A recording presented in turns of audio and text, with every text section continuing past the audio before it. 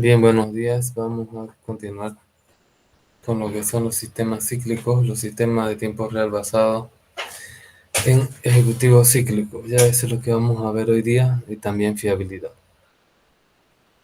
Los objetivos son repasar algunos problemas concretos relacionados con la realización de sistemas de tiempo real, introducir un método de diseño de sistemas basado en la arquitectura sincrónica.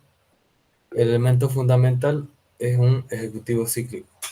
Evaluar las ventajas e inconvenientes de este tipo de arquitectura.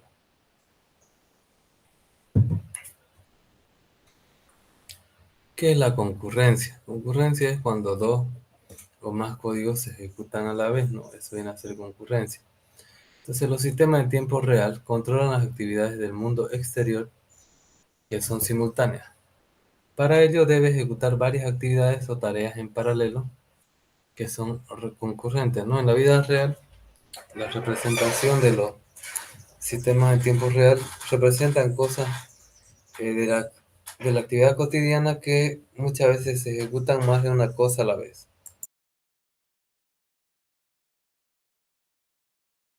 Entonces el sistema tiene que ser capaz de poder interpretar eso, ¿no? Entonces para ello debe ejecutar varias actividades o tareas en paralelo de forma concurrente. La ejecución de tareas se multiplexa en tiempo en uno o varios procesadores, ¿no? Entonces tenemos acá tres tareas. Tenemos la tarea A, B, C. Tenemos tiempos de inactividad y tiempo de actividad, ¿no? Que se está ejecutando. Entonces, fíjense, hay instantes de tiempo en que coinciden las tareas, ¿no? De ejecución. Todo esto, todo este pulso viene a ser el tiempo que ocupa la tarea. Sin embargo, internamente sabemos que los procesadores pueden hacer una sola cosa, entonces por eso, por más que ocupe todo el tiempo, solamente la parte que está en amarillo es la parte que se está ejecutando, ¿no? Para que no se interrumpan entre ellos. ¿Cuáles son los requisitos temporales de los procesamientos cíclicos? Los requisitos del tiempo real suelen referirse a el principio de intervención de ejecución. Tenemos aquí un esquema de activación. Las tareas son periódicas, se ejecutan a intervalos regulares. Las tareas son esporádicas, se ejecutan cuando ocurre algún evento llamado suceso. Instantes distribuidos irregularmente, ¿no? Entonces tenemos dos tipos de activaciones. Tareas periódicas cuando se ejecutan de forma regular, de forma programada. Y tenemos tareas esporádicas cuando se ejecuta cuando pasa algo, ¿no? Cuando hay un evento o un suceso. Están distribuidos irregularmente en diferentes instantes. Al final del intervalo de ejecución se suele especificar un plazo relativo al instante de activación para terminar el proceso de ejecución.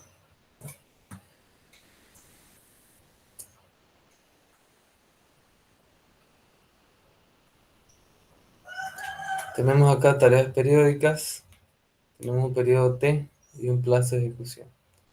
¿Qué es lo que pasa si es que el tiempo de ejecución es mayor al plazo? Va a haber un fallo en la tarea. ¿Qué quiere decir esto? Que si, por ejemplo, hay errores en los servidores, cuando usted quiere acceder a una página web que dice error de acceso, ¿no? Es decir, se agotó el tiempo de espera. Ese tipo de errores acá. Tenemos un periodo T y tenemos un plazo de ejecución, ¿no? Entonces ese plazo, si es que se pasa acá, de donde el tiempo que está reservado, si se pasa la tarea va a haber un fallo. Tenemos tareas esporádicas que se ejecutan de vez en cuando. Esto es tarea periódica porque está definido un periodo que siempre se va a ejecutar una tarea. También una tarea esporádica se ejecuta cuando se activa algún evento y también tiene un plazo de duración y tiene que ser menor a ese plazo para que no pase esto de que falle la tarea. ¿En qué arquitecturas de software tenemos para los procesos concurrentes? Se define la arquitectura, define la estructura general de una clase de sistemas de tiempo real. Hay dos tipos principales de arquitectura. Tenemos la arquitectura síncrona. Las tareas se ejecutan según un plan de ejecución fijo realizado por el diseñador. El sistema operativo se reemplaza por un ejecutivo cíclico. Esa es la arquitectura síncrona. Vale decir, es similar a lo que es periódico. Y arquitectura síncrona, las tareas se reparten al procesador de forma dinámica. Es invisible para el diseñador. Cada tarea tiene una prioridad. En cada momento se ejecuta la tarea activa la mayor prioridad. Aquí todo está programado por el programador y él define cuál es el plan de ejecución y define ese ejecutivo cíclico. En cambio acá, las tareas simplemente tienen prioridad, se mandan a un hilo de ejecución y ahí se ejecuta la tarea de mayor prioridad. Tenemos aquí la arquitectura síncrona y un reloj del ejecutivo cíclico que va turnando las diferentes tareas.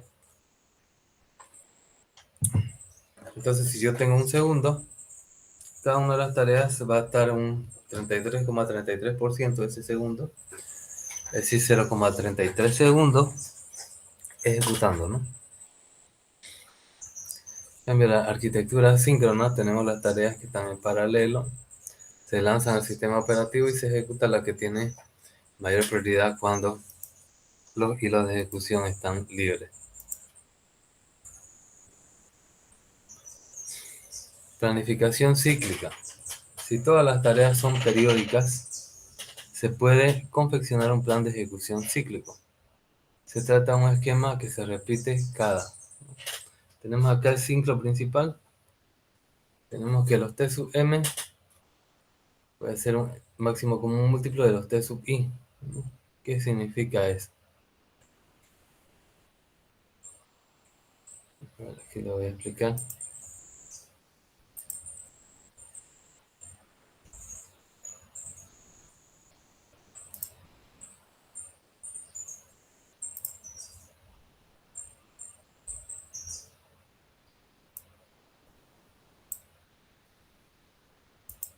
Bien, tenemos nosotros nuestro ciclo de ejecución de las tareas en el tiempo. Y va a ser, por ejemplo,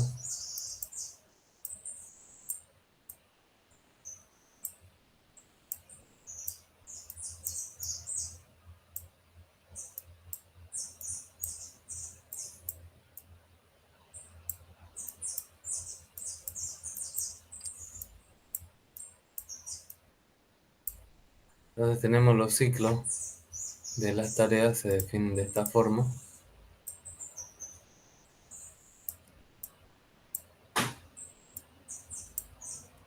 Tenemos que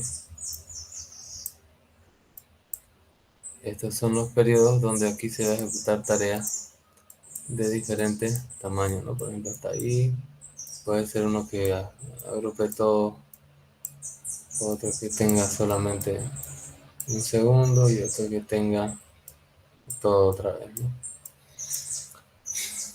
Entonces, mi TDM dice que es igual al máximo como un múltiplo de los T sub i. ¿Cuáles son los T sub i? Los T sub i son igual a 3, 6, 9, 12. ¿Cuál es el máximo con múltiplo de esos, de esos cuatro números?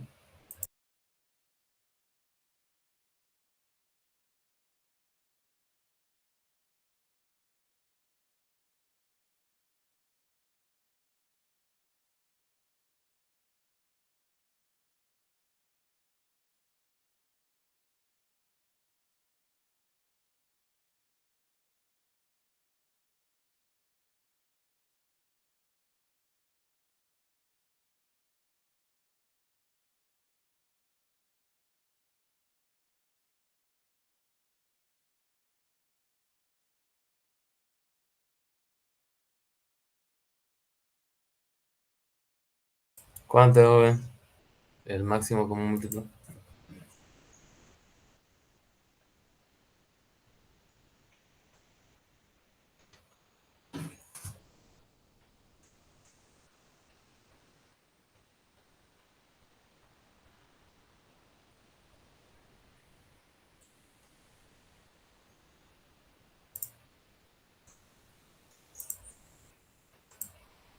H. Bien, este es 3, ¿no? Cada 3 se va a poder ejecutar un periodo. En cada ciclo secundario se ejecutan actividades correspondientes a determinadas tareas. Aquí tenemos una tarea. El tiempo de A, tenemos dos tareas, el tiempo de A es 20, la duración es 20 milisegundos, el tiempo de B, su tiempo es 40 y su duración es de 40 milisegundos, ¿no? Entonces, ¿cuánto sería el tiempo? Sería 40 y cuánto sería el tiempo común a ambos, sería 20, ¿no? El máximo común múltiplo. Acá tenemos un ciclo principal y acá tenemos ciclos secundarios de ejecución de tareas. ¿No? Acá en el ciclo principal se agrupan, como dice acá,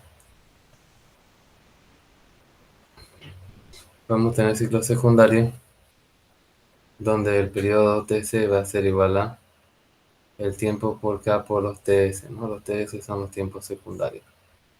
Tiempo secundario de A20, se le da dos tiempos para B, digamos, y un tiempo para A. Aquí tenemos un proceso cíclico.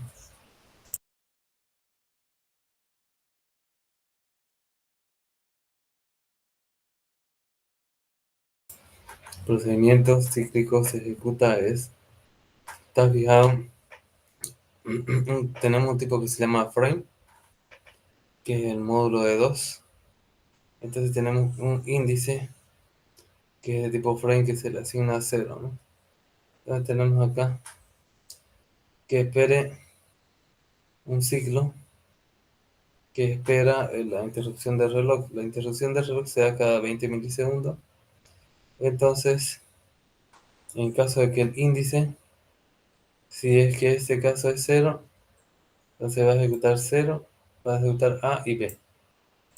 En caso de que el índice sea 1, es decir, va a ejecutar solo A, ¿no? Acá tenemos. Este es el ciclo 0, por lo tanto va a ejecutar A y B.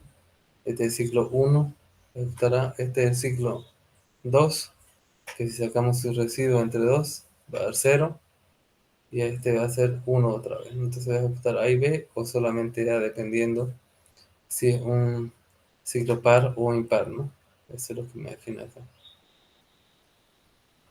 ¿Cuáles son los plazos de respuesta?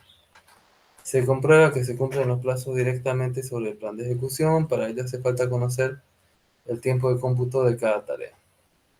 Tenemos aquí un ejemplo de A, que aquí va a ser igual. Tenemos su tiempo 20 milisegundos, su duración 20 milisegundos, y tenemos acá su plazo de respuesta 8, ¿no? Perdón, tiempo de cómputo 8. Tenemos B, su tiempo es 40 milisegundos, su duración 40 milisegundos y su tiempo de cómputo 12 milisegundos, ¿no? ¿Qué significa tiempo de cómputo? Cuando usted ejecuta algo, no se hace instantáneamente, sino hay un tiempo que es que se tarda en procesar la información. Por ejemplo, cuando usted se va a la universidad, ¿no? Usted dice en cuánto tarda el micro de ir a la universidad. Tarda, no sé, por ejemplo, 45 minutos. Si vive por el sexto anillo, así, ¿no? Entonces, eh,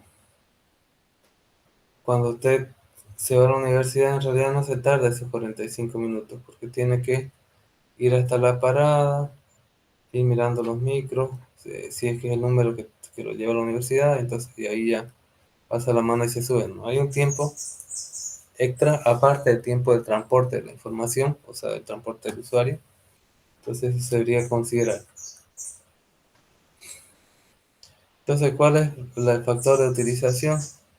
El factor de utilización viene a ser la cantidad U, que es la sumatoria desde I hasta N, donde N son la cantidad de tareas de los C sub I, de los tiempos de cómputo, dividido entre el tiempo o periodo de la determinada tarea. Este factor de utilización del procesador, ¿no? Entonces, es una medida de la carga del procesador para un conjunto de tareas. Para poder elaborar un plan de ejecución que garantice plazo en todas las tareas, siempre U tiene que ser menor o igual a 1. Es decir, si tenemos reservado un tiempo T, nuestro tiempo C, nuestro tiempo de computación tiene que ser menor, para que esto no es menor a 1. Si esto es mayor, ¿qué va a pasar? Si tarda en computar más del tiempo que usted tiene reservado, pues no va a servir el sistema y va a dar este tipo de error que estamos viendo acá, ¿no? Este tipo de error, ¿por qué se pasa?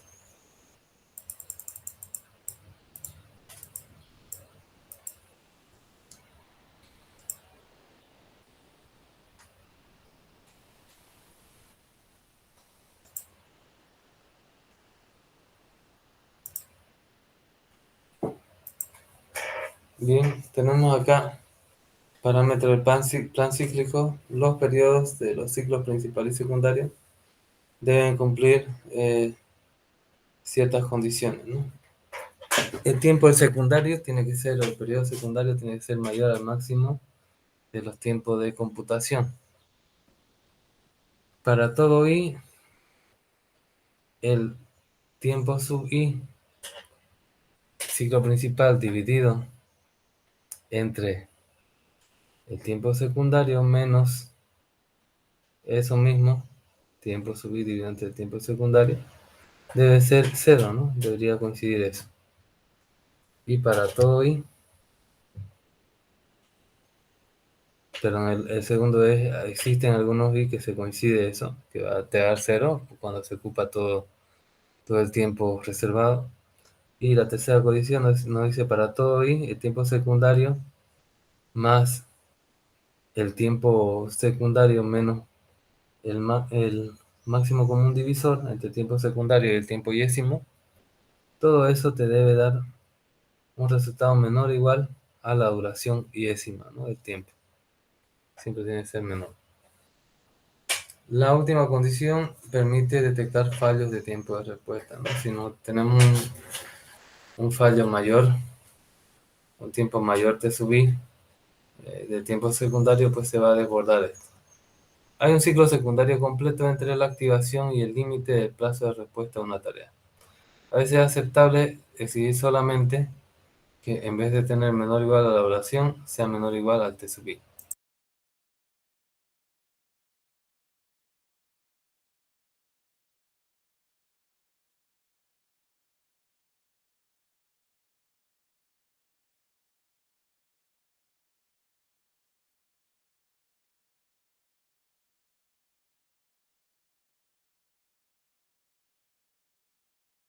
Bien, tenemos eso de ahí. Aquí tenemos una tarea.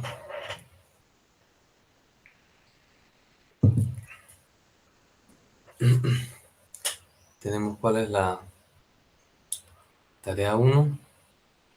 Su tiempo de cómputo es 10. Su tiempo de periodo es d y su duración es 40. La tarea 2, 18, 50, 50. Tarea 3, 10, 200, 200. Tarea 4, 20, 200, 200. Lo cual viene a ser un 0,76. ¿Cómo calculamos ese U?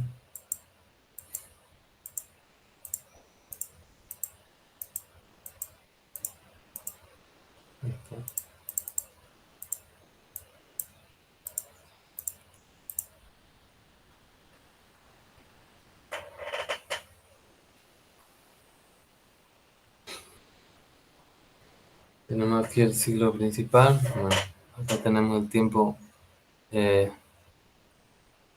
de ciclo va a ser igual a K sobre T de M, ¿no? T de M sobre K, donde K viene a ser la cantidad de ciclo secundario.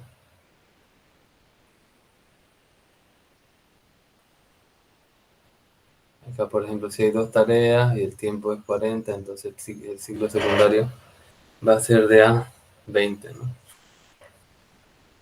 Bien, ¿de dónde está U?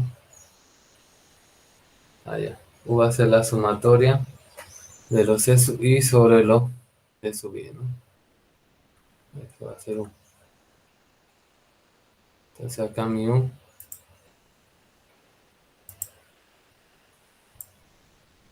va a ser C sub I sobre por T sub I, ¿no? Entonces, y va a ser una sumatoria, ¿no? De esto. Entonces va a ser 10 sobre 40 más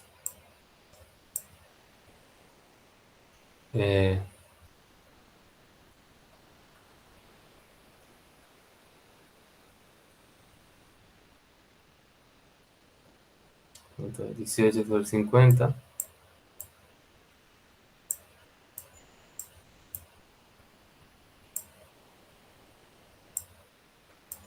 más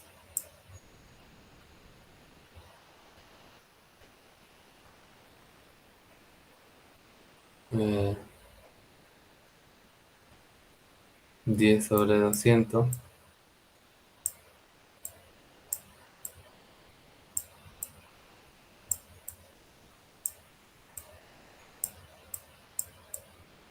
más 20 sobre 200.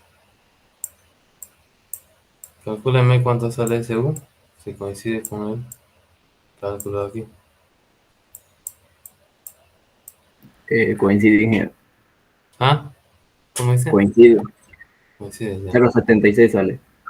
0,76, ¿verdad? Muy bien. Entonces aquí, ¿cuánto viene a ser el tiempo de ciclo? Va a ser lo que coincida entre todos estos, ¿no? 40, 50, todo eso. En este caso, el valor de 20.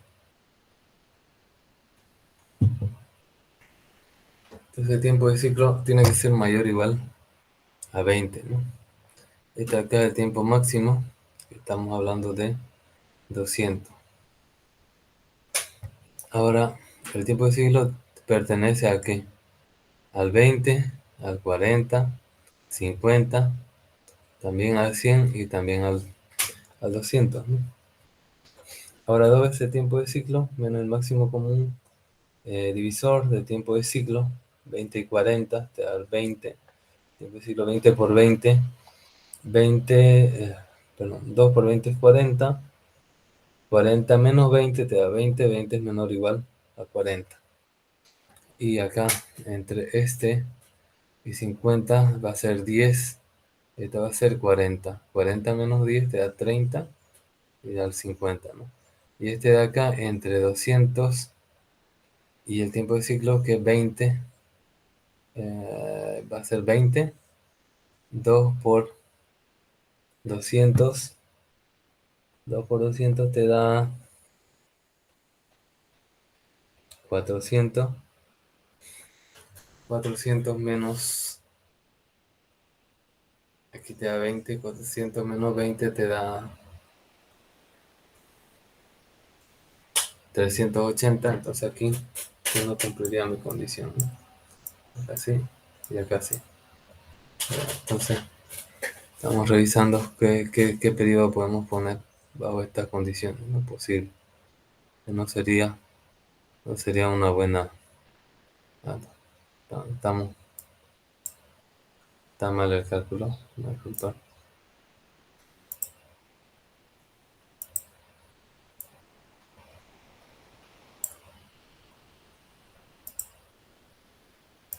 Aquí esto es 2 por, aquí te da 40 menos 20 en el último caso, ¿no? Y esto te da, que es menor o igual a 200. Sí, sí, cumple. Porque 40 menos 20 te da 20. Y 20 es menor o igual que 200, ¿no? Sí cumple en todos los casos.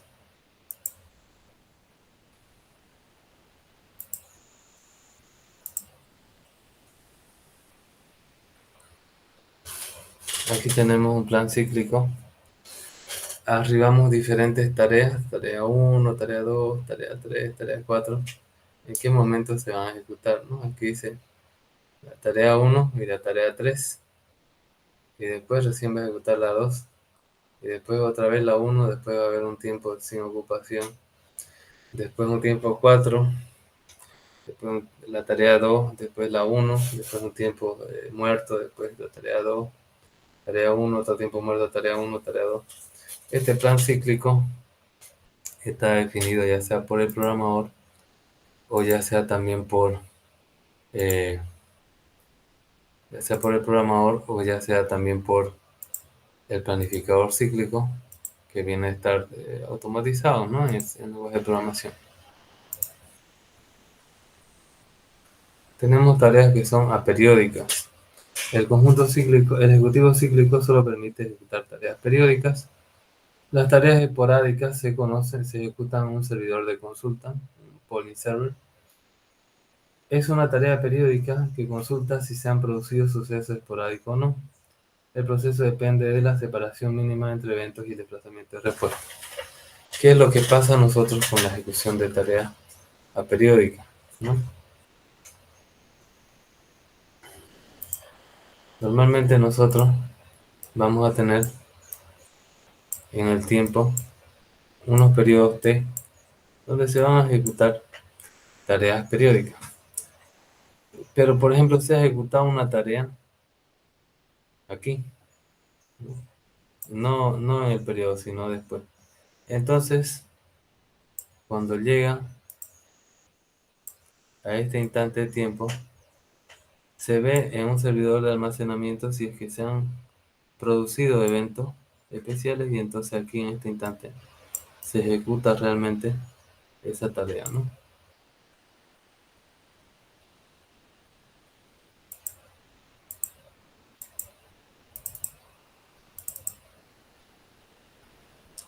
Tenemos también los recursos compartidos. Al ser procesos en paralelo que se ejecutan, una tarea o segmento se ejecuta sin interrupción hasta que termina, ¿no? Eso es lo que pasa siempre. No es necesario proteger los recursos compartidos porque la exclusión mutua es automática. ¿Qué quiere decir eso? Cuando un proceso consume un recurso, el otro que quiere ejecutarse va a ver que ese recurso está ocupado, entonces se va a excluir, no va a, no va a ejecutarse el otro proceso.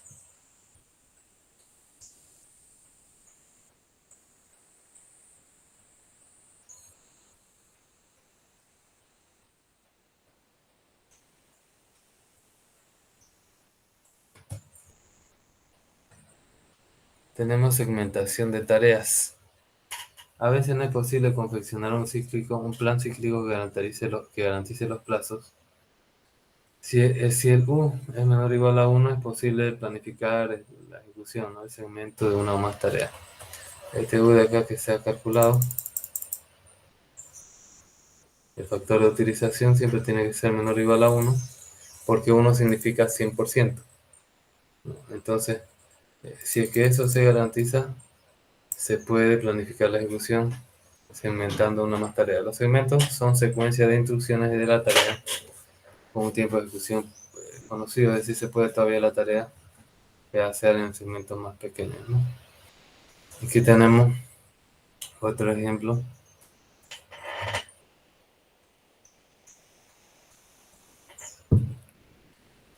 Tenemos acá eh, nuestro tiempo secundario es 40, y entonces 40 por 2 es 80, menos el máximo común entre lo que es 40 y 80 me da 40. Acá 80 menos 40 me da 40. Esto sí cumple. En este caso 40 y 20 te va a dar 20. 40 menos 20,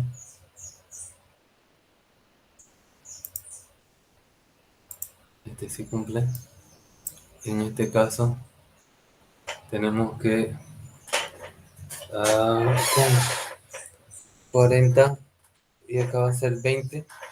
40 menos 20 te da 20, menos digo las 5 no cumple, ¿no? Por eso dice acá que no cumple y no hay solución aceptable. Porque acá se compara con todos los tiempos de duración que tenemos. Y acá tenemos 40 menos 40, 0. Este sí cumple, ¿no? Pero en este caso no cumpliría. Está mal definido este tiempo de ciclo, ¿no? Tendríamos que definirlo a un valor como 5 para que, por ejemplo, se cumpliera, ¿no? Este tiempo secundario. Entonces tenemos segmentación.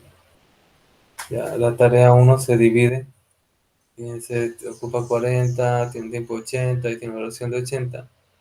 Se le segmenta la tarea 1 en diferentes tiempos de cómputo, que acá eran 40. Acá son 6 por 24 más 16 son 40, ¿no? Lo divide y los tiempos son iguales. Entonces ya cuando se hace el tiempo de ciclo, que va a ser igual a 16, ¿no? Entonces sí va a cumplir. Tampoco cumple, ¿no? Porque 16 y 20 común va a ser 4, 2 por 16, 2 por 16 es 32 menos 4, eh, 28, entonces no va a cumplir acá también. No hay solución aceptable cuando el TS es 20, ¿no? Tenemos aquí un plan de ejecución de diferentes tareas. Aquí está la tarea 1 segmentada en sus diferentes partes. Y acá tenemos la programación del ejecutivo cíclico. Entonces acá tenemos ¿cuántos casos? Tenemos 1, 2, 3 casos. 1, 2, 1, 2, 3, 1, 2. 2 o 3 casos, ¿no? Entonces, si que vale 0, es decir, va a ser el primer caso. Aquí voy a ejecutar tarea 2, tarea 3 y tarea 1, ¿no? Tarea 1.1. Si es que vale 1, voy a ejecutar tarea 2 y tarea 1, 2. Y este índice va a ser un mod 4 porque hay 4 situaciones diferentes, ¿no? Esta es la situación 0, la situación 1 y la situación 2 y la situación 3, ¿no? Estos son los mod 4. Es decir, pueden ser valores de 0 a 1. Y cuando va a 0 es T2, T3, T1, 1. Cuando vale 1, T2 y T1, 2. Cuando vale 2, T2, T3, T1, 3. Cuando vale 3, T2 y T1, 4, ¿no? Y es lo que se está cumpliendo aquí. ¿Cuáles son algunos problemas que hay en la segmentación? A veces es difícil ajustar el tiempo de cómputo de los segmentos. Si hay recursos compartidos, cada sección crítica debe estar incluida en un solo segmento. Si se modifica una sola tarea, hay que rehacer la planificación completa. Y es posible volver a segmentar de otra manera. Construcción de un plan cíclico. En general, el problema de NP duro, no hay algoritmos eficientes que resuelvan todos los casos. Se usan algoritmos heurísticos, es decir, basados en estadística. Se construye un árbol de soluciones parciales. Se puede empezar colocando las tareas más urgentes. Se podan las ramas según algún criterio heurístico. Es más fácil cuando el sistema es armónico, pero esto puede forzar una mayor utilización del procesador. Cuando los periodos son muy dispares es muy difícil, es más difícil, ¿no? Muchos cíclicos secundarios en un ciclo principal. Entonces, ¿qué conclusiones podemos ver de los sistemas cíclicos, los sistemas que son repetitivos, que se divide la programación, se puede decir, en tareas más pequeñas en paralelo? Los sistemas cíclicos son una arquitectura síncrona, tienen mucha ventaja, implementación sencilla y robusta, no es tan sencilla, determinación temporal, es posible certificar que son seguros, pero tienen inconvenientes importantes, ¿no? Mantenimiento es difícil y costoso. Si se cambia algo hay que empezar desde el principio. La segmentación añade mucha complejidad y es difícil incluir tareas esporádicas.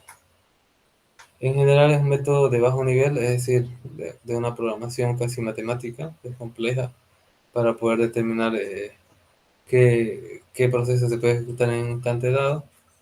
Pero bueno, hay una bibliografía, ¿no?, sobre el sistema cíclico. Bien, vamos a ver otro temita más que es fiabilidad. Vamos a descansar 5 minutos y volvemos, ¿ya?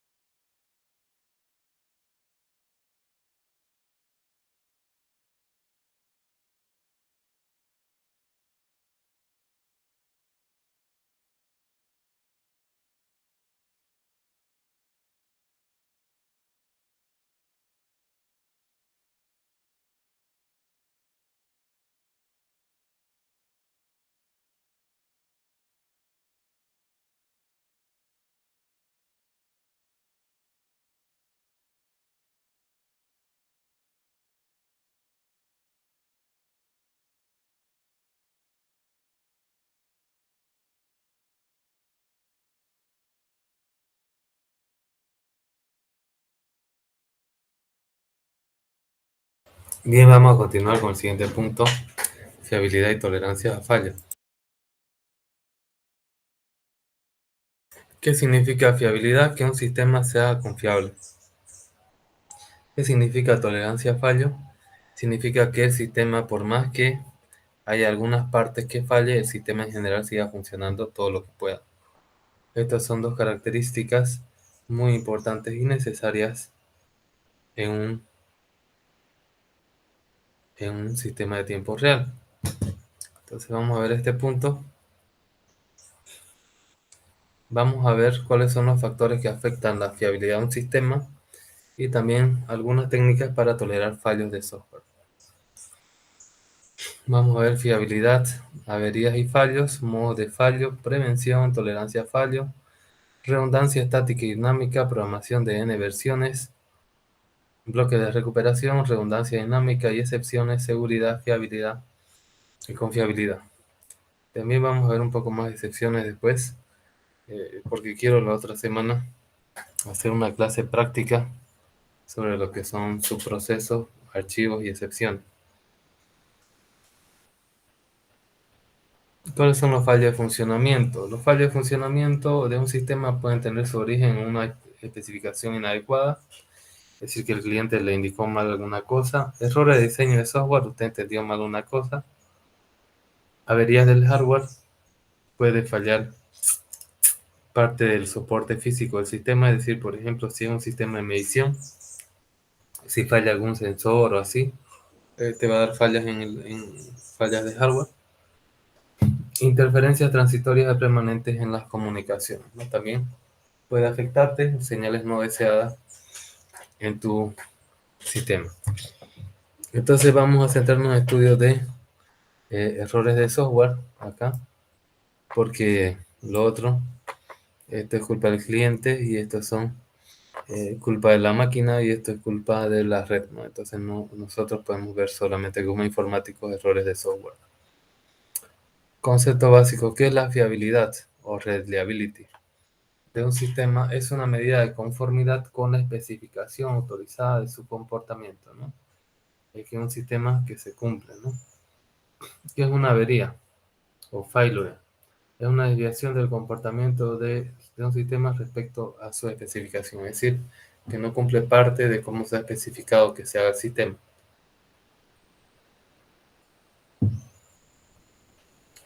Las averías se manifiestan en el comportamiento externo del sistema, pero son resultados de errores internos, ¿no? Es decir, el sistema funciona mal porque está mal programado. Las causas mecánicas o algoritmos de los errores se llaman fallos o faults.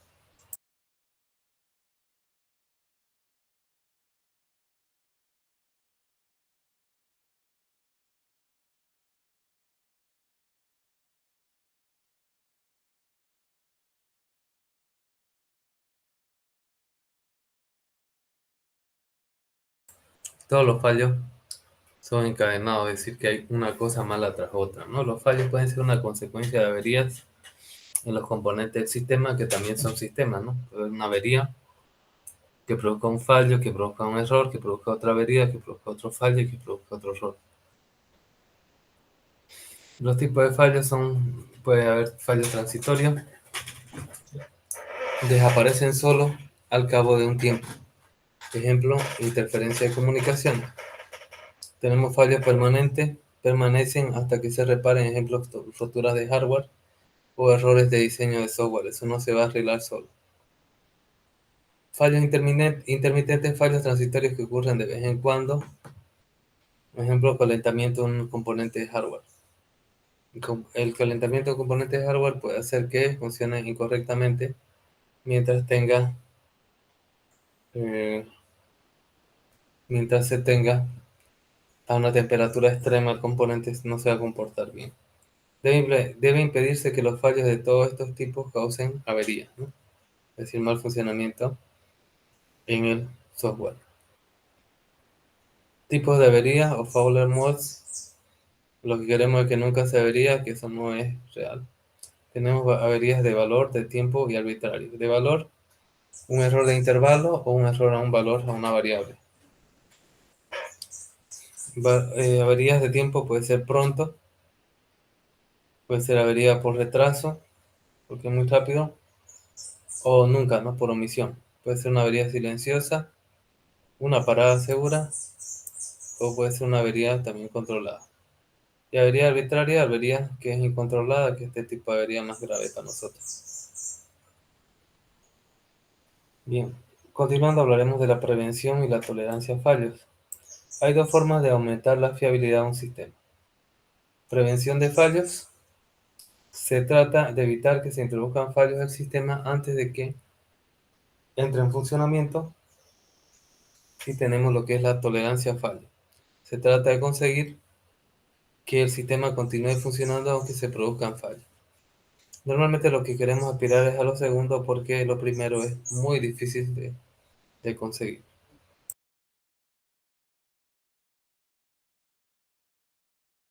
En ambos casos, el objetivo es desarrollar sistemas con tipos de averías bien definidos. Prevención de fallos. Se realiza en dos etapas. Evitación de fallos. Se trata de impedir que se introduzcan fallos durante la construcción del sistema. Y eliminación de fallos se trata de encontrar y eliminar los fallos que se produzcan en el sistema una vez construido. Entonces tenemos que evitar fallos para no construirlo, y eliminación, encontrar los fallos y corregirlos, ¿no? Como a veces hacemos un programa y después cuando está funcionando, cuando son datos grandes, no se puede pues controlar todo el funcionamiento, ¿no? Esa no es la realidad, quisiéramos, pero no es así. Entonces, una vez construido, se tiene que quitar esos fallos, ¿no? Eliminarlos, reemplazarlos.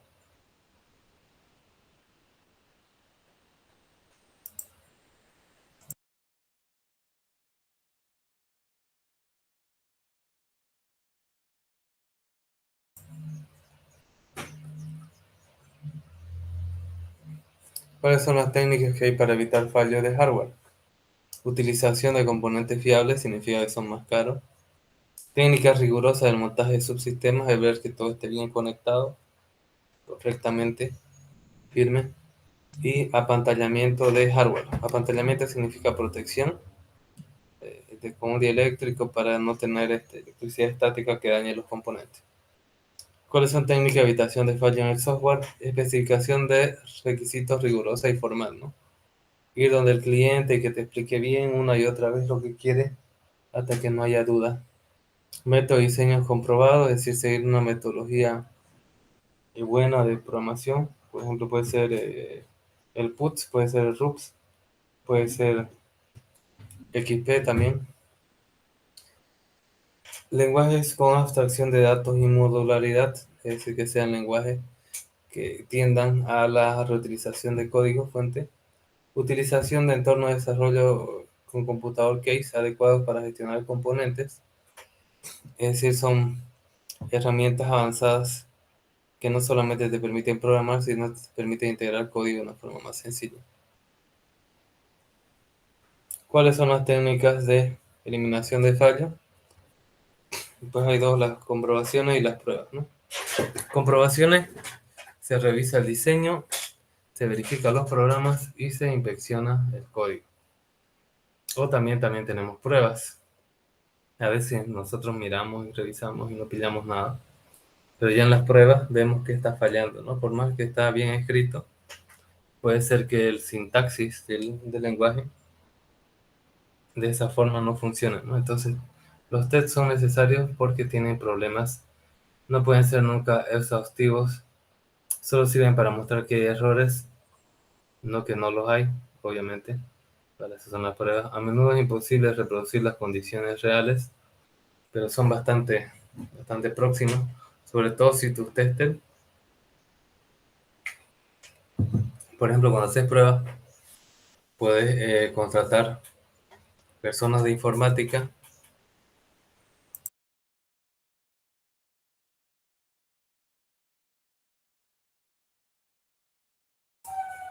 o por ejemplo, si vas a hacer un sistema bancario, contratas gente que trabaja en el banco, ¿no? Contadores, recursos humanos, cajeros, cajero mayor, jefe de agencia, etcétera.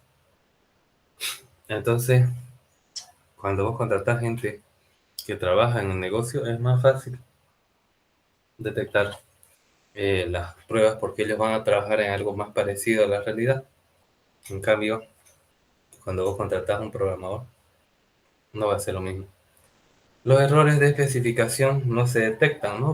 Obviamente, si te han dicho mal que hagas algo y vos lo haces mal, pues no lo vas a detectar, ¿no? Porque sos ingeniero informático, no sos banquero, por ejemplo, ¿no? Entonces, si los banqueros te indican mal, vas a hacer tus pruebas y no lo vas a detectar, ¿no? Pero son bastante buenos.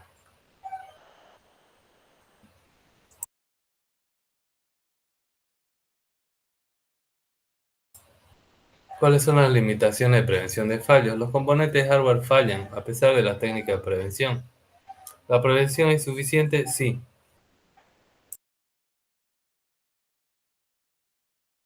La frecuencia o la duración de las reparaciones es inaceptable. No se puede detener el sistema para efectuar operaciones de mantenimiento. Por ejemplo, a las naves espaciales no tripuladas, ¿qué se puede hacer ahí?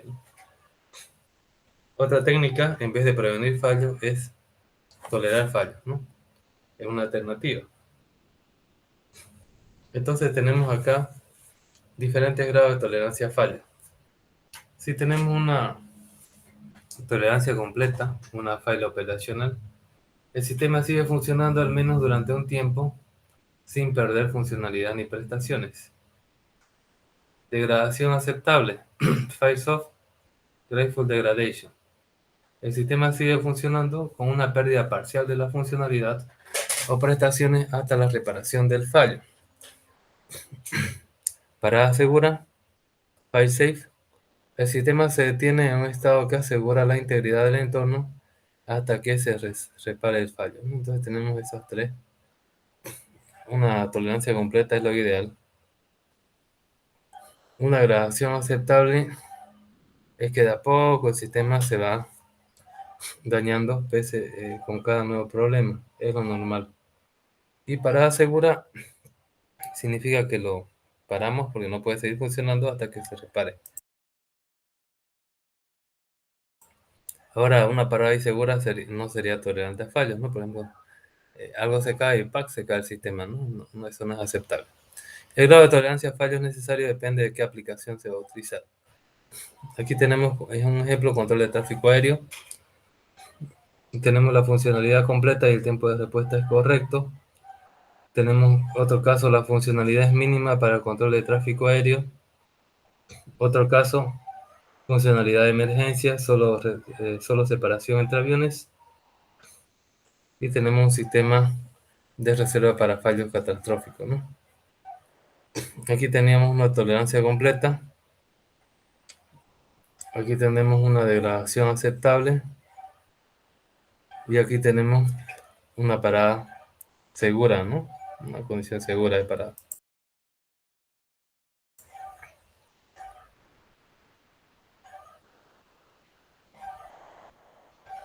Bien, una forma de tener tolerancia a fallas es redundancia.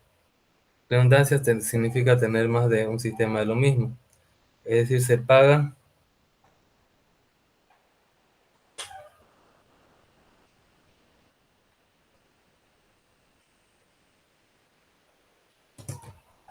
se paga por tener recursos adicionales. Por ejemplo, si ustedes, eh, en vez de tener una sola computadora, tienen dos. Entonces, si hay un fallo en una de sus computadoras y tienen una presentación, entonces la otra todavía funciona, ¿no? Eso viene a ser redundancia. La tolerancia a fallos se basa en redundancia, se utilizan componentes adicionales para detectar los fallos y recuperar el comportamiento correcto. Esto aumenta la complejidad de los sistemas y puede introducir fallos adicionales también. El sistema separa los componentes tolerantes del resto del sistema. Redundancia en hardware, tenemos redundancia estática, cuando tenemos nosotros ya ciertos componentes para redundancia. Redundancia dinámica según la necesidad del fallo. Redundancia estática, los componentes redundantes están siempre activos. Se utiliza para enmascarar los fallos. Un ejemplo, redundancia modular triple o NTMR, NMR se llama. Redundancia dinámica. Los componentes redundantes se activan cuando se detecta fallo. Se basa en la detección y posterior recuperación de fallos, ejemplo, suma de comprobación y bit de paridad. Normalmente se tiene redundancia dinámica, también se tiene en la combinación de ambas en realidad en los sistemas. Tolerancia de fallos de software, técnica para detectar y corregir errores de diseño. Redundancia estática, significa programar con n versiones para ver que no algunas versiones funcionen correctamente. Y redundancia dinámica, dos etapas, detección y recuperación de fallos, es decir, se detecta los fallos y después se los corrige. Bloque de recuperación, proporciona recuperación hacia atrás y excepciones proporcionan recuperación hacia adelante, ¿no? Una vez que pase el error, todavía podemos recuperar.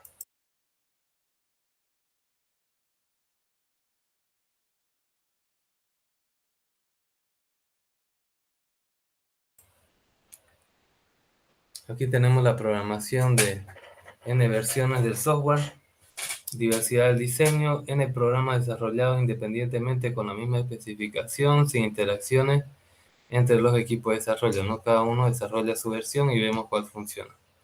Ejecución concurrente, proceso coordinador por un driver, intercambia datos con los procesos que ejecutan las versiones.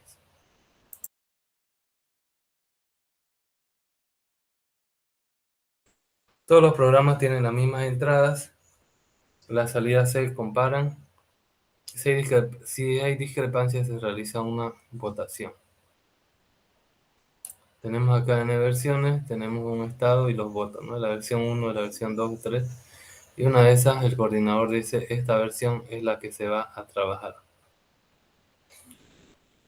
Comparación consistente. La comparación de valores reales o de texto no es exacta. Cada versión produce un resultado correcto pero diferente de las otras.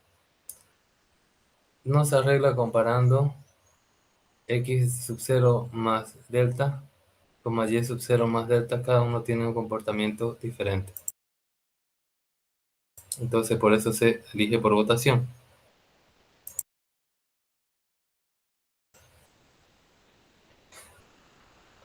¿Qué problemas hay? La correcta aplicación de este método depende de una especificación inicial.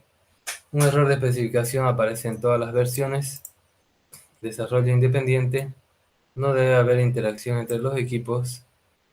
No está claro que distintos programadores cometan errores independientes. Proceso suficiente. Los costos de desarrollo se multiplican porque tenemos muchas versiones. Sería mejor emplearlos en mejorar una versión única, ¿no? El mantenimiento es también más costoso. Se utiliza en sistemas de aviónica críticos. Ya, entonces tiene que ser demasiado importante el sistema para que se tenga muchos equipos en paralelo eh, trabajando, ¿no? En una misma solución. Tenemos redundancia dinámica en software. ¿Cuál es la redundancia dinámica? Hay 4 etapas: detección de errores. No se puede hacer nada hasta que se detecta un error. Evaluación y confinamiento de los daños. Diagnosis, averiguar hasta dónde ha llegado la información errónea. ¿Qué significa eso? Que nosotros decimos esta parte del sistema no funciona y eso se separa. No, eso no se funciona y ese pedacito es lo que se hace el paso 3, recuperación de errores. Llevar el sistema al estado correcto, desde él se puede seguir funcionando, tal vez una funcionalidad parcial. Y reparación de fallos, aunque el sistema funcione, el fallo puede persistir y hay que repararlo.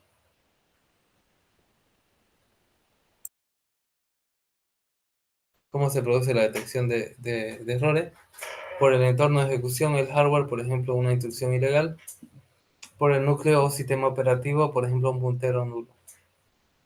Por el software de aplicación, puede haber duplicación, redundancia de dos versiones, comprobaciones en tiempo de ejecución. Por ejemplo, tenemos aquí Watch Dog Timer o tiempo guardián de reloj. Y Deadline Check, ¿no? Chequeo de líneas de muerte, líneas finales. Aquí lo que hace las comprobaciones de tiempo, en el primer caso es ver si se cumplen las temporizaciones. Y en el segundo caso, si es que no se pasa de un periodo permitido a alguna actividad. También tenemos otro tipo de detección de errores por la aplicación de software, inversión de funciones, ¿no? A veces nosotros queremos sacar el mínimo y en realidad sacamos el máximo y cosas así, ¿no? Código de detección de errores, validación del estado, validación de toda la estructura del software. Evaluación del confinamiento y confinamiento de daños. Es importante confinar los daños causados por un fallo a una parte limitada del sistema, ¿no? Firewalling o pared de juego. ¿Qué significa esto? Confinar significa apartarlo, ¿no? Y encerrarlo. Se trata de estructurar el sistema de forma que se minimice el daño causado por los componentes defectuosos, compartiendo estanco, ¿no? Compartiendo vitrinas, ¿no? Técnicas de descomposición modular completamente estático o acciones atómicas, confinamiento dinámico, ¿no? ¿Qué significa el confinamiento de daño? Nuestro software está formado por diferentes partes y por ejemplo esta falla y todo el software está conectado. Esta, esta falla, esta parte de la falla nos da un problema, ¿no? Entonces esta línea se corta. ¿Y qué es lo que hace el sistema? Lo que hace tiene unos valores estáticos o por defecto que le van a introducir esos datos como si le estuviera produciendo esta parte del sistema para que el sistema siga funcionando. Tenemos recuperación de errores. Es la etapa más importante. Puede haber errores, pero lo importante es recuperarse, ¿no? Se trata de situar el sistema en un estado correcto desde el cual pueda seguir funcionando, ¿no? Normalmente cuando hacemos un programa vamos teniendo versiones, entonces vemos que en la versión 7 hay un fallo, entonces volvemos a la versión 6 y a partir de ahí empezamos a tratar de hacer los cambios, pero teniendo más cuidado. Hay dos formas de llevarla a cabo: recuperación directa hacia adelante, FEAR. Se avanza desde un estado erróneo hasta haciendo las correcciones sobre parte del estado, o recuperación inversa hacia atrás, o BEAR. Se retrocede a un estado anterior correcto que se ha guardado previamente, ¿no? Que es lo que más se va a hacer esto. Recuperación directa. La forma de hacerla es específica. Cada sistema depende de la predicción correcta de los posibles fallos y su situación prácticamente depende de la inteligencia artificial que tenga el programa. Hay que dejar también un estado seguro en el sistema controlado. Ejemplo, punteros redundantes en estructuras de datos y también códigos autocorrectores, ¿no? Que ellos mismos se corrigen. Tenemos recuperación inversa. Consiste en retroceder a un estado anterior correcto y ejecutar el segmento de programa alternativo con otro código. El punto al que se retrocede se llama punto de recuperación o recovery point. La acción de guardar el estado se llama checkpointing. No es necesario averiguar la causa ni la situación del fallo, sirve para fallos imprevistos, pero no se puede deshacer los errores que aparecen en el sistema controlado, ¿no? O sea, una vez que ustedes vuelven hacia atrás, no han detectado qué errores ha habido, ¿no? Entonces solamente han vuelto a un estado seguro. Bueno, los fallos producen un efecto dominó, significa que uno cae y el otro también puede fallar, ¿no? Cuando hay tareas concurrentes, es decir, que funcionan en paralelo, la recuperación se complica, ¿no? Tenemos detección de error aquí, cuando ya esta está por acabar, y esta ya acabó, pero le falta un poquito. Entonces, esto produce un efecto dominó, ¿no? Las caídas del uno le afecta al otro.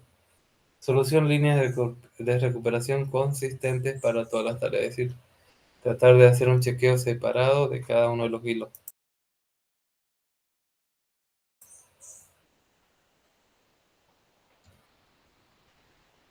La reparación de fallos automática es difícil y depende del sistema en concreto. Hay dos etapas la localización del fallo, se puede utilizar técnicas de detección de errores y recuperación del sistema. Los componentes de hardware se pueden cambiar, los componentes de software se reparan haciendo una nueva versión. En algunos casos puede ser necesario reemplazar el componente defectuoso sin detectar el problema. No sabemos qué ha pasado, simplemente lo cambiamos. Tenemos los bloques de recuperación.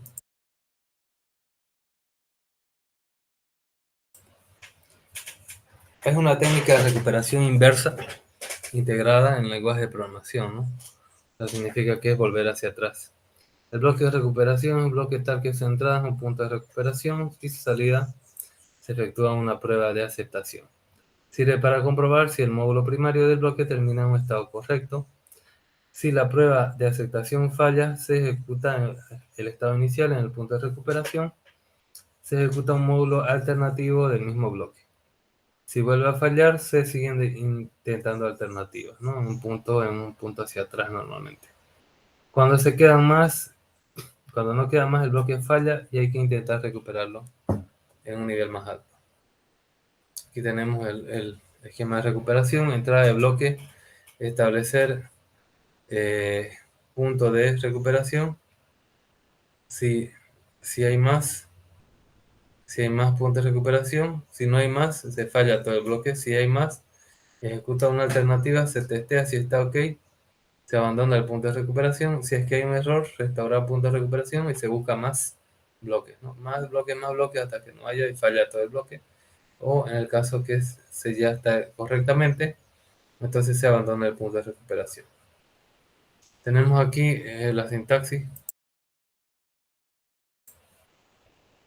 Ensure condición de aceptación, by módulo primario, else by módulo alternativo, else by módulo alternativo, etc.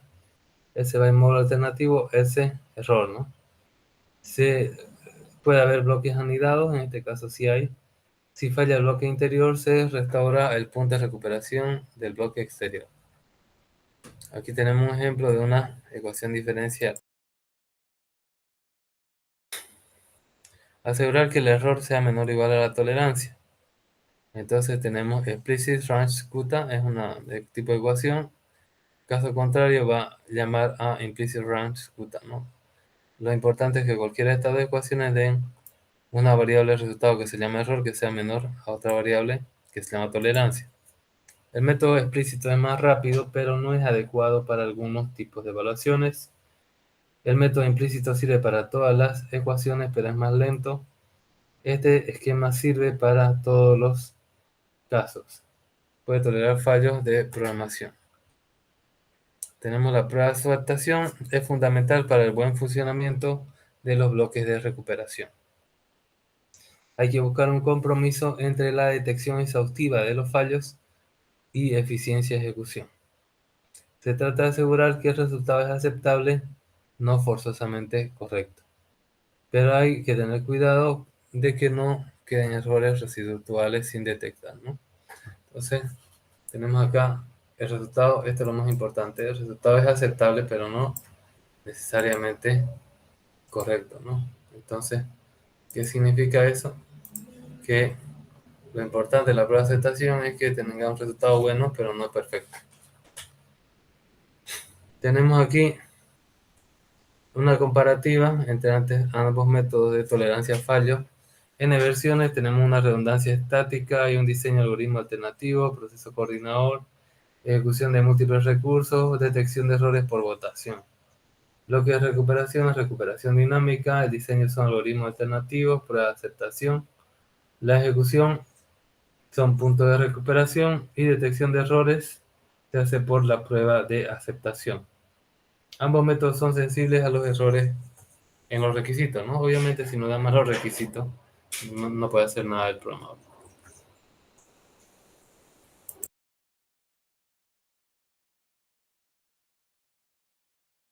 Vamos a ver un tipo de recuperación hacia adelante. Se llama excepciones y redundancia dinámica. Una excepción es una manifestación de un cierto tipo de error. Cuando se produce un error, se eleva, ya sea un rise, se lanza algo, signal o throw, se enmascara, o la excepción correspondiente en el contexto donde se ha invocado la recuperación errónea. Esto permite manejar la excepción en este contexto. Se trata de un mecanismo de recuperación directa de errores que no tiene vuelta hacia atrás, pero se puede utilizar para realizar recuperación inversa también. Aplicación de las excepciones, tratar situaciones anormales en el entorno de ejecución, tolerar fallos de diseño de software, facilitar un mecanismo generalizado de detección y corrección de errores. Componente ideal tolerante a fallos, ¿cuál sería? Un componente que tiene una actividad normal y también manejadores de excepciones. ¿Qué es lo que hace? Si es que la actividad normal falla, se da una excepción interna. Y este manejador de excepciones lo que hace es una reanudación después de recuperar, ¿no? Tenemos acá qué parte tiene la actividad normal: petición del servicio, respuesta normal. Petición del servicio, respuesta normal. Excepción de interfaz puede haber también. ¿Qué pasa si es que hay manejadores de excepciones? Excepción de avería, excepción de interfaz y excepción también de avería puede haber, ¿no? Que maneje. Bien, una cosa importante en los sistemas modernos es la seguridad y fiabilidad. Fiabilidad significa que el sistema sea confiable, es decir, que se rija a sus especificaciones. Y seguridad significa que el sistema esté protegido, es decir, la probabilidad de que no ocurra ningún suceso que provoque un accidente. Un sistema es seguro si no se pueden introducir situaciones que pueden causar muertes, heridas, enfermedades ni daños a los equipos ni el ambiente.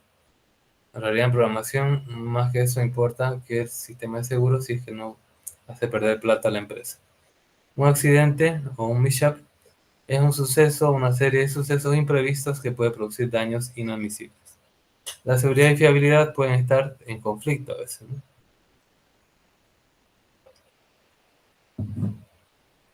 Por ejemplo, eh, tenemos un sistema para calcular los gastos anuales, pero ese sistema, si tiene fiabilidad, va a calcular exactamente los gastos anuales.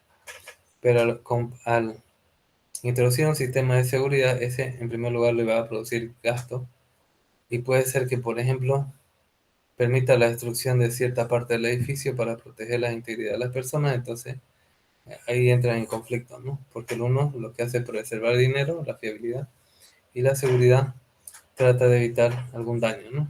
Mayor. Confiabilidad. ¿Qué significa confiabilidad? Significa que el sistema te va a dar datos que son confiables, ¿no?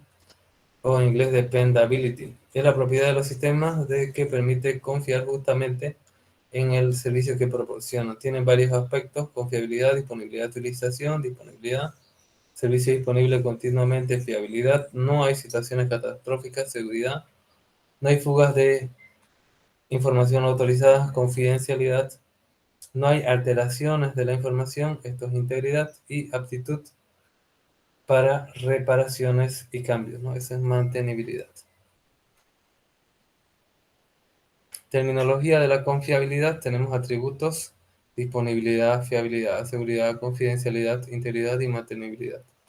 Los medios: prevención de fallos, tolerancia a fallos, reparación de fallos, predicción de fallos. Los daños pueden ser fallos, errores o averías. En un resumen, ¿qué podemos decir de fiabilidad y tolerancia a fallos? La fiabilidad de un sistema es una medida de su conformidad con la especificación autorizada de su comportamiento. La fiabilidad de un sistema se puede aumentar mediante técnicas de prevención o tolerancia a fallos.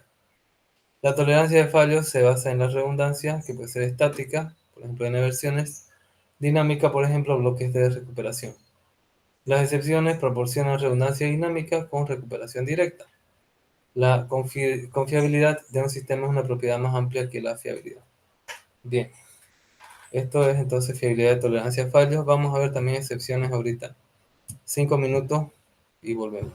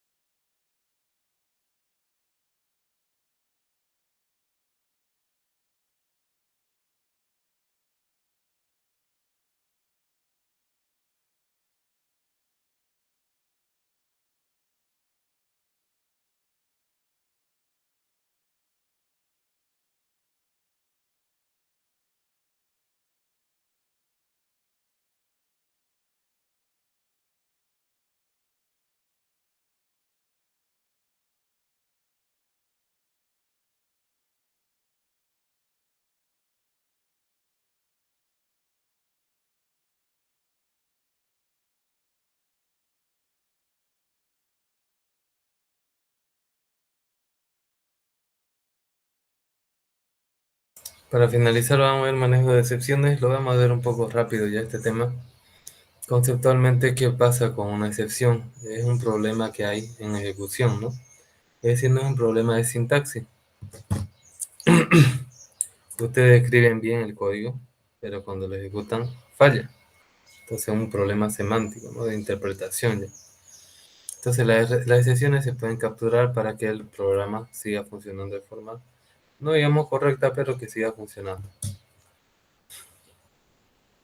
Entonces vamos a ver algunos modelos de tratamiento de excepciones en algunos lenguajes de programación muy rápido. También veremos cómo utilizar las excepciones para realizar sistemas tolerantes a fallos. Vamos a ver tratamiento de excepciones, tratamientos de excepciones, métodos primitivos, métodos avanzados. Vamos a ver tratamiento de excepciones en ADA, hay también en Java y en C, pero no nos interesa para nosotros en, en esta, en esta materia. Nos interesa este. ¿Ya? Y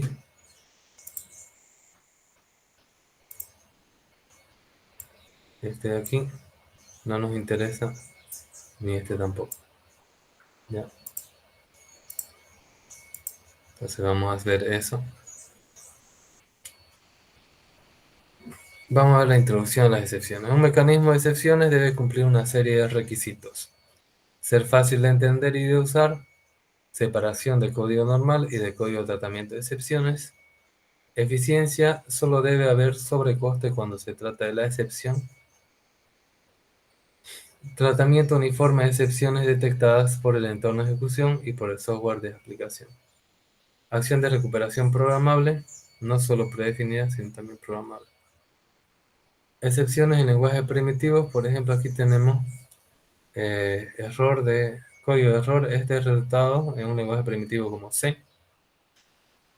Código de error es el resultado de un subprograma. Tenemos un ejemplo y función cal con los parámetros es diferente de 0. Entonces se trata de errores. Si es que esta llamada da 0, la llamada de una función en C, si da 0 es correcta, ¿no? Entonces se da actividad normal. Si hay un fallo te va a dar un número, entonces ahí se va a dar el tratamiento de errores.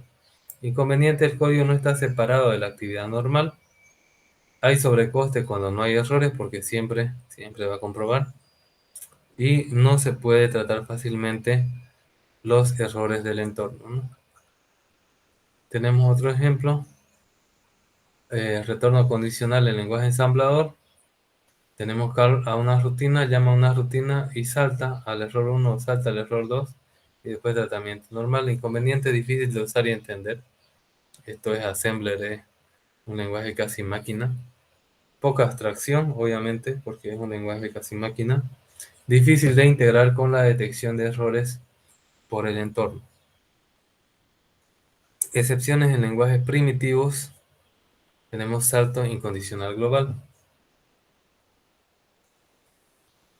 Algunos lenguajes permiten saltar a otra parte del programa fuera del módulo donde se realiza el salto. Hay que combinarlo con un retorno de programa anormal, que es difícil de usar y entender y poco abstracto, ¿no? Entonces, este salto incondicional lo que hace es, si usted tiene unas líneas de código,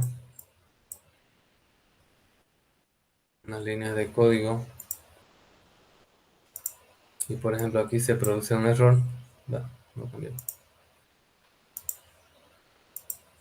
Bueno, aquí se produce un error, por ejemplo, y después lo que hace es, si es que se produce ese error, se dirige a una línea de código correcta, ¿no?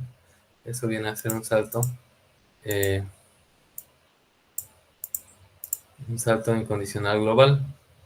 Es incondicional porque no se pregunta nada, simplemente salta. Y es global porque puede ir a cualquier parte del código. Tenemos aquí otro ejemplo de un lenguaje RTL2, un sistema lenguaje de tiempo real.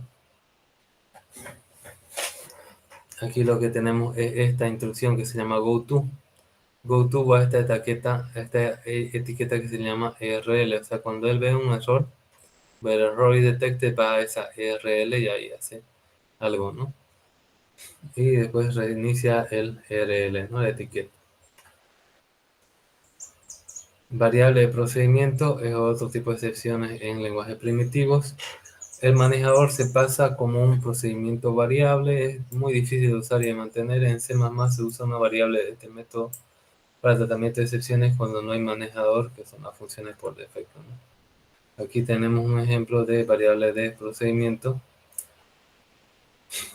Acá tenemos la etiqueta del error ERL.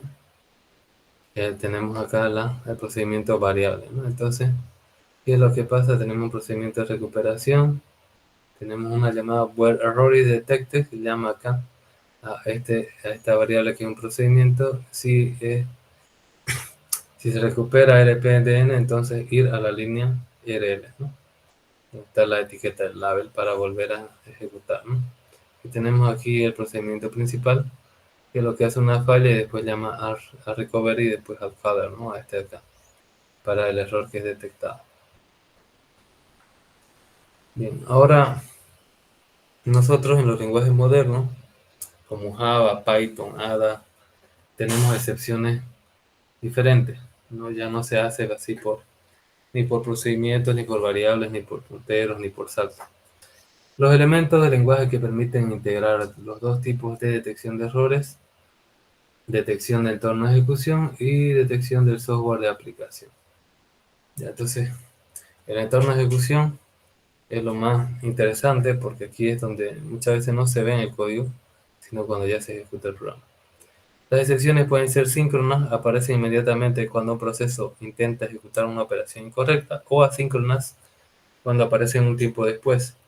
El proceso que intentó la operación errónea o en otro distinto, ¿no? Entonces, la mayoría son síncronas, las que vamos a usar nosotros. Clases de excepciones son detectadas por el entorno y síncronas. Ejemplo de errores del índice array, es decir, tenemos, tenemos un vector que se está desbordando, que queremos acceder a un elemento que está más allá de los índices que tiene. División por cero, no se puede dividir por cero. Detectada por la aplicación síncrona, ejemplo, error en comprobación de aserción, que no está acertado algún dato. Detectada por el entorno asíncrona, avería del dispositivo externo. Eso es muy difícil de que detectemos por software, nos va a decir simplemente que no llega la comunicación. Y detectada por la aplicación asíncrona, detección del límite de tiempo de una acción de otro proceso, ¿no? Otro proceso del cual depende nuestro proceso, entonces ese es externo a nosotros. Las excepciones asíncronas suelen ser llamadas señales, se verá más adelante. Ahora vamos a ver las excepciones síncronas.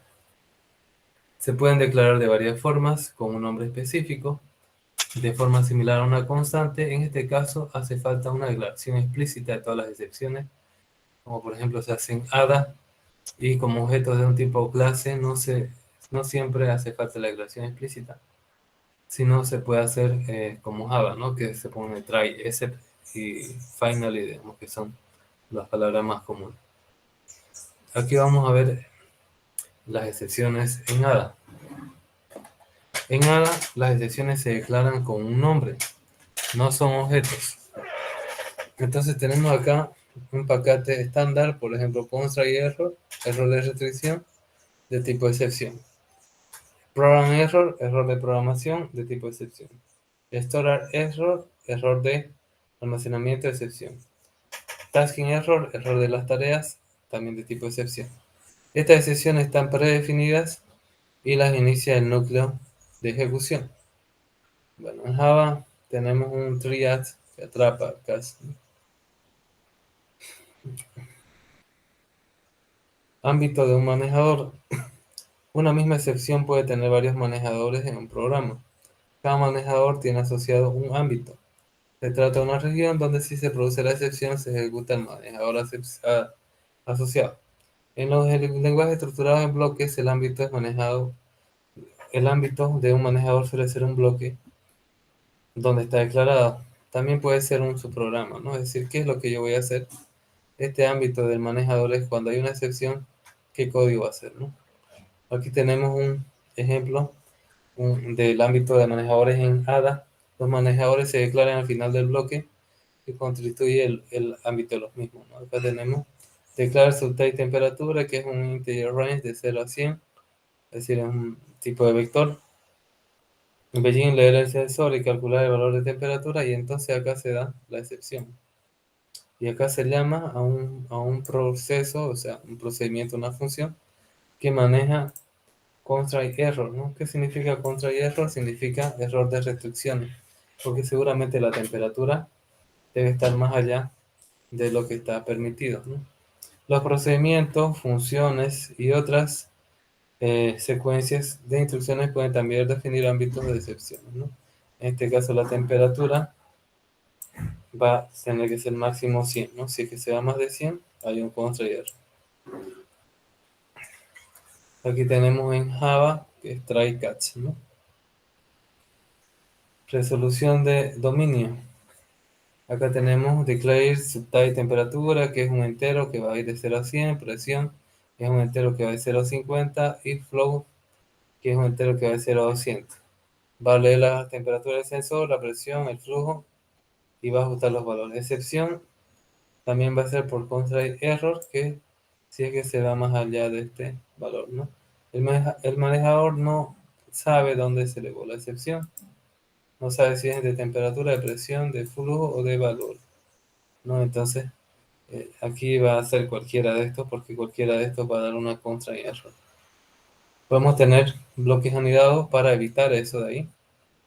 Esto de aquí. Entonces, lo que hacemos es leer la temperatura y manejador de temperatura. Después tenemos otro bloque de leer la presión y su excepción. De leer flujo, su manejador de excepciones, y de ajustar valores también su excepción. Es largo y pesado esto, ¿no? Estos bloques anidados, pero es lo más seguro para poder ajustar a cada una de las formas, ¿no? Manejadores asociados a instrucciones. Esto no es ADA, se parece. Tenemos leer temperatura, manejador de la excepción, eh, presión y todo eso. Cada uno de ellos tiene su propia excepción. Es más compacto, pero código normal y manejadores mezclados, ¿no? Ejemplo de esto es Shield, ¿no? Y este viene a ser en ADA. Beijing End. Acá no hay Beijing End. Excepciones con parámetros. Si se asocia un parámetro a la excepción que indique el punto donde sea elevado, el manejador puede usar esa información. En ADA, los procedimientos predefinidos que permiten asociar un mensaje a una excepción. En Java, se puede incluir la información en una definición de clase de excepción. Propagación de excepciones. Cuando no hay manejador en un bloque, se pueden hacer varias cosas. Considerar un error de programación, que puede ser muy restrictivo, y problemas con procedimientos. Programar, propagar la excepción al punto de invocación. Se busca un manejador en el contexto del punto donde se activó el bloque en el que se ha producido la excepción. Una excepción se puede programar fuera de su ámbito de visibilidad. Solución: manejadores por defecto para excepciones desconocidas. Si en un proceso o en el programa principal queda sin manejar una excepción, entonces el programa va a abortar, se va a acabar. Reanudación y terminación. Cuando el manejador termina, se pueden hacer dos cosas: reanudar la ejecución del bloque, es decir, volver al funcionamiento normal del programa, o terminar la ejecución del bloque y devolver el control al punto de invocación. También existen modelos híbridos que combinan la reanudación con la terminación. Aquí tenemos un modelo de reanudación, ¿no? Aquí hay una excepción, se lanza aquí, y esto puede dar otro error aquí, y acá se termina. Pero también puede ser que en este caso vuelva, ¿no?, al punto de ejecución anterior, donde se produjo la excepción por cualquiera de esos caminos, ¿no?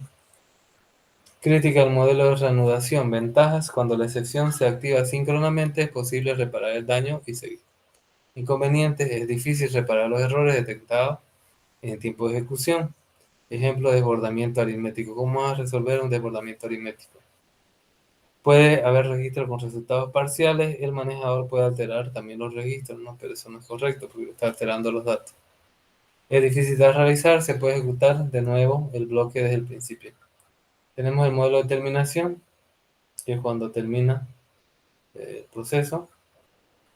Y ahí es más fácil de hacer eso, ¿no? O sea, si detecta una excepción, se le dice: se ha detectado un problema al introducir el carnet de identidad. y se acaba el programa. Excepciones y sistemas operativos.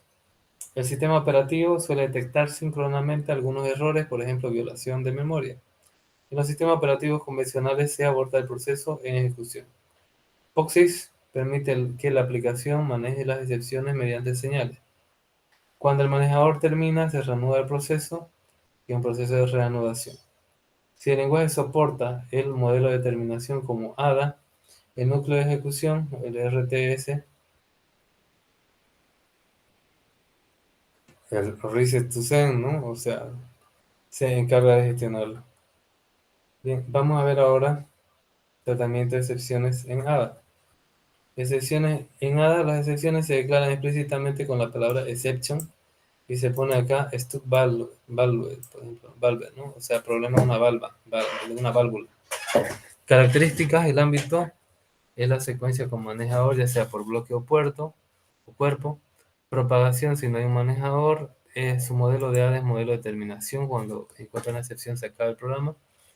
Y tenemos acá parámetros e indicaciones asociados mediante el paquete ADA exception. Aquí tenemos el paquete ADA exception que nos da parámetros e identificadores asociados, ¿no?, a las excepciones.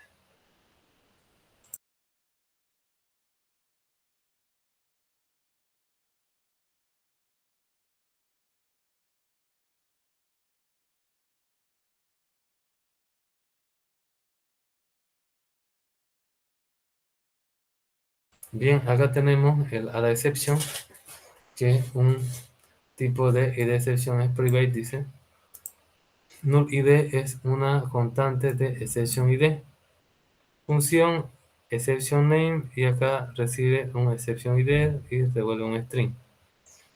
El tipo exception occurrence está limitado a privado, es decir, solo vale en la función. Su ocurrencia nula es una constante de excepción de ocurrencia. Aquí tenemos procedimiento write exception, levanta excepción. Cuando recibe una exception id, entonces va a devolver un mensaje. Tenemos exception message, que cuando recibe una ocurrencia de excepción, retorna también un mensaje. Tenemos aquí rewrite occurrence, o sea, vuelve a llamar la ocurrencia, recibe una excepción, una ocurrencia de excepción, y tenemos una función exception identity, identidad de la excepción, que va a devolver el ID de excepción. Una excepción está compuesta de dos partes: un identificador, un número, y o sea, un código, y otro va a ser la excepción en sí. Función exception name recibe una exception occurrence y devuelve un string, ¿no?, que va a ser su nombre de la excepción. Y esa información también recibe una exception occurrence y va a devolver un string, ¿no? Y eso es el fin de a exception, y esto es para cualquier excepción. Tenemos aquí un ejemplo de paquete Valve. Tiene una excepción que se llama stuck valve en Valve. Entonces, usando, ¿no?, ADA exception y también Valve, tenemos el paquete Valve exception is stuck valve id va a ser igual a un exception id y se va a llamar stuck valve identity. Entonces, acá comenta que exception name va a ser stuck valve id y va a ser igual a valve exception punto stuck valve. Y ese es el fin de la definición de valve exception. Tenemos excepciones predefinidas en ADA. Eso de acá un poco más complicado si queremos nosotros crear nuestra propia excepción, pero hay excepciones predefinidas. Constraint error, que cuando se eleva esta excepción, si se intenta asignar un valor fuera del intervalo declarado, el índice del array está fuera del intervalo, se intenta acceder a un objeto a través de un puntero nulo, se produce un error numérico. Tenemos también storage error, se eleva cuando se intenta asignar memoria dinámica y no es suficiente. Program error, tagging error, lo veremos más adelante, y todas estas excepciones se elevan automáticamente por el núcleo de ejecución. Acá podemos ver una explicación, una elevación explícita a una excepción. Por ejemplo, se puede hacer con una instrucción if device error, si se encuentra un error de dispositivo, va a elevar la excepción de entrada-salida. También con un procedimiento de add exception, pero hace falta un identificador, ¿no? Add exception.raisException, IO error, identity, necesitamos identificador, y decimos error in device, ¿no? Cada vez que se eleva una excepción, se produce una ocurrencia de la misma. El manejador puede acceder a un valor de tipo a de excepción, exception occurrence. Un manejador es una secuencia de instrucciones, se pone al final del bloque cuerpo, ¿no? Tenemos acá, por ejemplo, declare sensor high, sensor low, es decir, que están muy arriba, muy abajo los sensores, o sensor muerto son excepciones, ¿no? Instrucciones que puede elevar. Y la excepción, decimos when exception high, o sea, cuando llega una excepción eh, de sensor muy alto o sensor bajo, entonces se hace una secuencia de instrucciones. When es igual a sensor dit, se produce el sonido de alarma y denota la ocurrencia de una excepción, ¿no? Se le está asignando ese valor a cuando se produce una muerte del sensor y se puede hacer algo con esta variable e. Aquí tenemos un manejador por defecto, se puede usar others al final de la lista de manejadores para anotar cualquier excepción sin nombrarla explícitamente.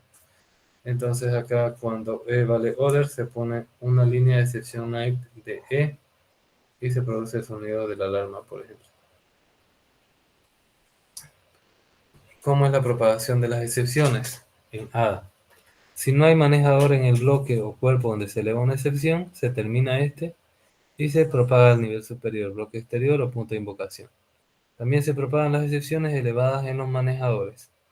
Las excepciones de la secuencia inicial de un paquete se propaga a la tarea de entorno que invoca antes de llamar al programa principal, es decir, en otras palabras, vuelve donde se ha llamado.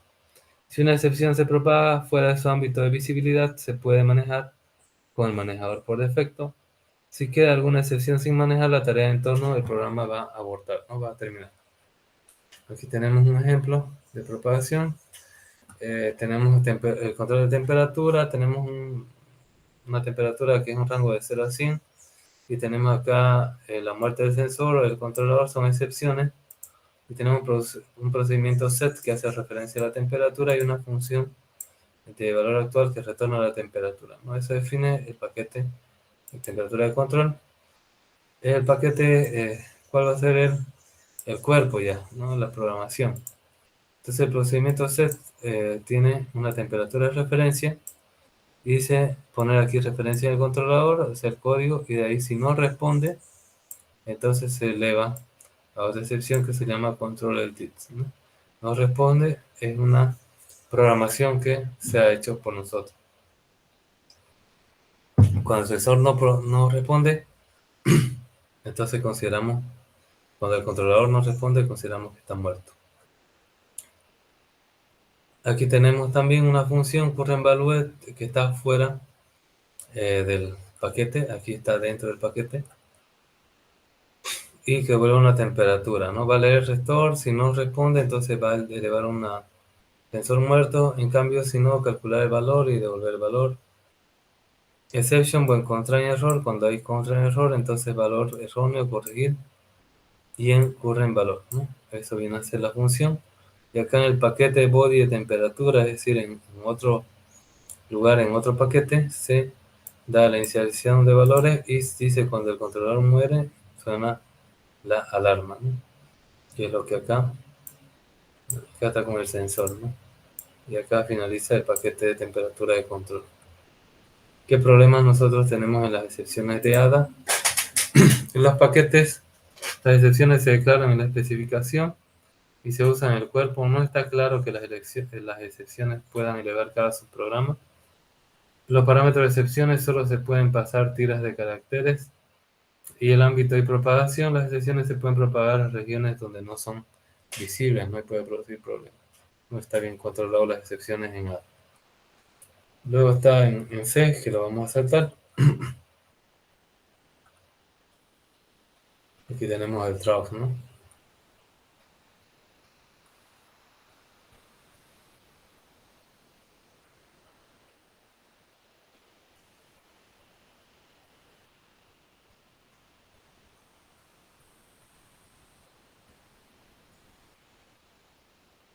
Ahora vamos a ver también en C, el otro de C++.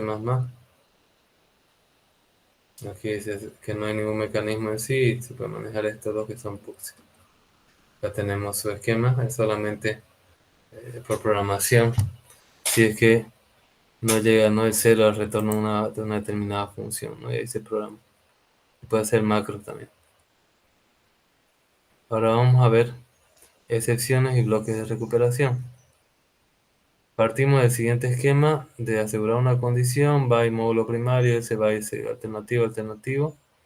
La detección de errores se hace en la prueba de aceptación, aquí. Necesitamos guardar y recuperar el estado en el punto de recuperación. Recuperación del estado, suponemos un paquete de biblioteca, package recovery caché, y el procedimiento se llama seguro y resguardar, ¿no? Hace falta soporte del núcleo de ejecución, puede no ser muy eficiente, no se tiene en cuenta características de la aplicación. Y acá tenemos un esquema de recuperación de bloque en fallo primario, secundario o terciario.